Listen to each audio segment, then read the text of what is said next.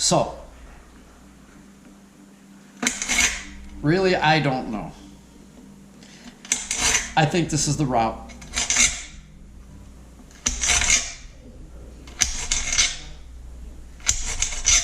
Yep, I think this is the route, gang. You know? I like it. I like the pepper. I like it thicker and crunchy. So when I make a pizza, I like it crunchy. So, man. Okay. Sharp knife. That skin is tough, tough.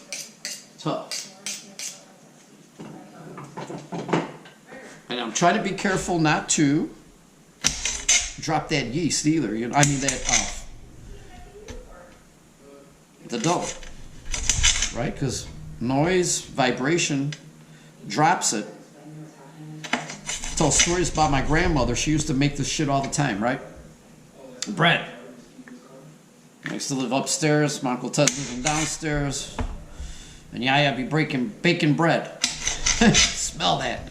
I'd be running around upstairs, and it's the only time she'd ever get mad at me. She'd come upstairs like ready to whoop my rear end. I'm making bread, and if you keep running around, the dough's gonna drop. Well, when she said quiet a couple times with the bread, and I knew she meant business. The only time I didn't misbehave. It's the only time that she would probably get close to a little bit of corporal punishment, which for my grandmother, for my eye, no way did I ever want that. No, it was all loves and hugs with that woman for me.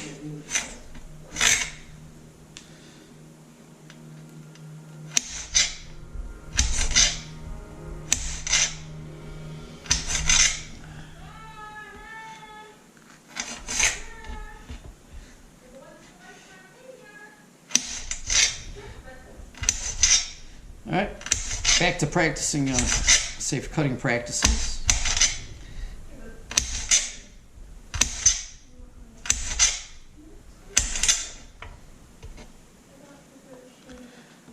And I think I'm gonna have plenty.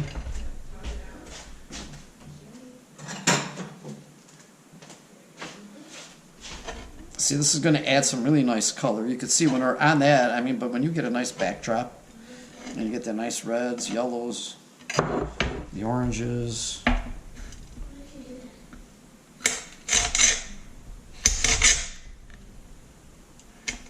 Now some people also cut that end off. You know, it's going to go into that oven at 400 and some odd degrees. I don't know how necessary that's going to be. We're going to keep garlic off of this pizza, gang, because esposa, she's a little garlic sensitive. So no garlic. If you like to have some garlic, I mean, you want to do halves and halves, you can. Or if you want to just get a little bit of garlic powder, sprinkle it on. Or garlic salt. If you'd like to add a little bit of salt and garlic at the same time.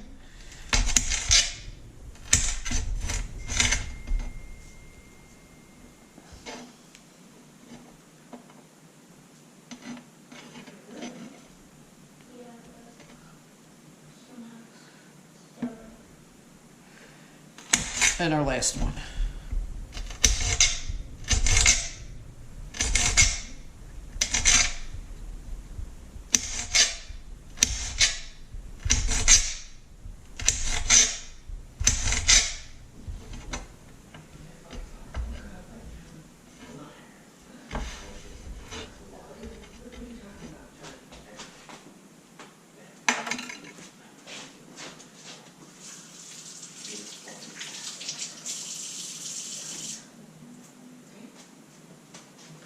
Okay, peppers are cut, onions are cut.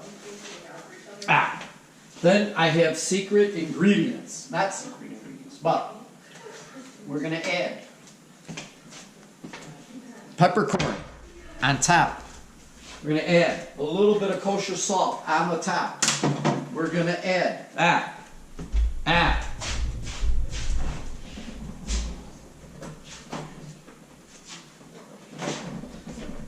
Balance of our spinach. Ah. Balance of our spinach. Ah. Okay, we'll drizzle it with a little bit of olive oil. So we're almost there. Now it's just up to the yeast. So we've got everything cut. We've got our cheeses are ready. So I think I got everything, guys. No, I don't. Because we're going to put those tomatoes on there. So because we're going to put those tomatoes on there, we're going to want to spice those tomatoes up a little bit. Okay, so we're going to add that spinach, right? We're going to add those tomatoes. So I'm going to sprinkle basil, dry basil over the top of that. Doesn't need much time. It's going to get in there and wet up. So before it dry, it's because it's already dry. It's going to wet up. It's going to get into the flavors of the dough, everything. It's going to be really good. Don't be afraid to use it. I am. So it's salt, a little bit of pepper, drizzle the top with olive oil. So this way we get that nice crisp on top. It'll actually help cook and fry your veggies that you put on top. This way you're not going to get wet ones, you know. We get them kind of fried up a little bit. And of course we're also going to oil the bottom of our pan. And the hardest part of this whole thing, believe it or not, is going to be working that dough into this round pan. So my pan, I'm just working around it with my fingers. It feels pretty clean, so we're not going to get any stick on the sides. And that'll be our next step.